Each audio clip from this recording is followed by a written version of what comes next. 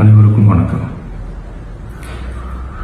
என் லைஃப்பில் இந்த மாதிரி ஒரு பெயின்ஃபுல்லான ஒரு சுச்சுவேஷனை நான் ஃபேஸ் பண்ணதே கிடையாது.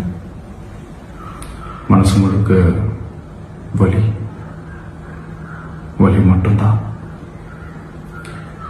இந்த சுற்றுப்பயணத்தில் என்னென்ன மக்கள் பார்க்க வராங்க, அதுக்கு ஒரே ஒரு காரணம் தான், அவங்க என் மேலே வச்சிருக்கிற அன்பும் பாசம். அந்த அன்புக்கும் பாசத்துக்கும் நான் எப்பவும் கடமைப்பட்டிருக்கிறேன். அதனால தான் இந்த சுற்றுப்பயணத்தில் மற்ற எல்லா விஷயங்களையும் தாண்டி மக்களுடைய சேஃப்டி, அதில் எந்த காம்ப்ரமைஸும் பண்ணிடக்கூடாதுன்றதுக்காக தான் அது என் மனசில் ரொம்ப ஆழமாக இருக்கும் அந்த எண்ணம்.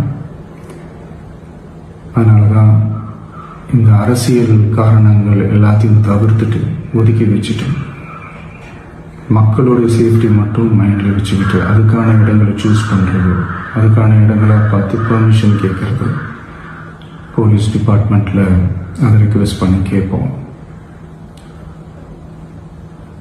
ஆனால் நடக்கக்கூடாதது நடந்துருச்சு. நான் மனுஷன் தானே. அந்த நேரத்தில் அத்தனை பேர் பாதிக்கப்பட்டு இருக்கும்போது எப்படி அந்த ஊரை விட்டுட்டு என்னால் கிளம்பி வர முடியும்? நான் திரும்ப போகணும்னு இருந்துச்சுன்னா அது ஒரு காரணம் காட்டி அங்கே வேறு சில பதட்டமான சுச்சுவேஷன்ஸ், வேறு சில அசம்பாவிதங்கள் அந்த மாதிரி எதுவும் நடந்துடக்கூடாதுன்றதுக்காக தான் நான் அவாய்ட் பண்ணேன். இந்த நேரத்தில் சொந்தங்களை இழந்து தவிக்கிற இத்தனை குடும்பங்களுக்கும் என்னுடைய ஆழ்ந்த இரங்கலை தெரிவிச்சுக்கிறேன். எனக்கு தெரியும், என்ன சொன்னாலும் இது ஈடையாகாதுன்னு எனக்கு தெரியும். ஹாஸ்பிட்டலில் ட்ரீட் பண்ணிட்டு இருக்கிற எல்லாருமே சீக்கிரமாக க்யூர் ஆகி வரணுன்றதை இந்த நேரத்தில் நான் வேண்டிக்கிறேன். கூடிய சீக்கிரமே உங்கள் எல்லாரையும் நான் சந்திக்கிறேன். இந்த நேரத்தில் எங்களுடைய வலிகளை, எங்களுடைய நிலைமையை புரிஞ்சுக்கிட்டு எங்களுக்காக பேசின அரசியல் கட்சிகளை சார்ந்த நண்பர்கள், தலைவர்கள் அனைவருக்கும் என்னுடைய நன்றியை தெரிவிச்சுக்கிறேன். கிட்டத்தட்ட ஒரு 5 மாவட்டத்துக்கு பிரச்சாரத்துக்கு போனோம். இந்த மாதிரி எதுவுமே நடக்கல. ஆனால் கரூரில் மட்டும் ஏன் எப்படி நடக்குது, எப்படி நடக்குது? மக்களுக்கு எல்லா உண்மையும் தெரியும். மக்கள் எல்லாத்தையும் பார்த்துக்கிட்டு இருக்கிறாங்க. கரூரை சேர்ந்த அந்த மக்கள் அந்த உண்மையெல்லாம் வெளியில் சொல்லும்போது எனக்கு கடவுளே நேரில் வந்து இறங்கி அந்த உண்மைகள்லாம் சொல்கிற மாதிரி எனக்கு தோணுச்சு. சீக்கிரமே எல்லா உண்மைகளும் வெளியில் வரும்.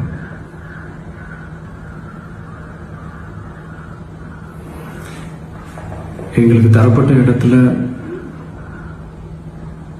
நாங்கள் போய் அந்த ஸ்பாட்டில் நின்று நாங்கள் பேசிட்டு வந்தோம். அதை தாண்டி எந்த தவறும் எங்கள் சைடில் நாங்கள் எதுவுமே செய்யலை. பட் இருந்தாலும் எங்கள் கட்சியை சேர்ந்த நிர்வாகிகள், தோழர்கள் மேலே எஃப்ஐஆர், அது மட்டும் இல்லை சோஷியல் மீடியாவை சேர்ந்த நண்பர்கள், தோழர்கள் அவங்க மேலே எஃப்ஐஆர்லாம் போட்டு இப்போ பிடிச்சிக்கிட்டு இருக்கிறாங்க.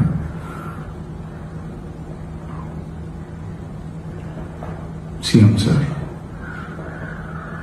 உங்களுக்கு ஏதாவது இந்த பழி வாங்கணும் அப்படின்ற எண்ணம் ஏதாவது இருந்துச்சுன்னா என்ன வேணாலும் பண்ணுங்க. அவங்க மேலே கை வைக்காதீங்க. நான் ஒன்று வீட்டில் இருப்பேன், இல்லை நான் ஆஃபீஸில் இருப்பேன். என்ன வேணாலும் செய்யுங்க.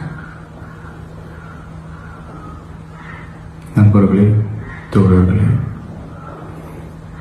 நம்மளோட அரசியல் பயணம் இன்னும் ஸ்ட்ராங்கரா, இன்னும் தைரியத்தோட கண்டினியூ ஆகும். தேங்க்யூ.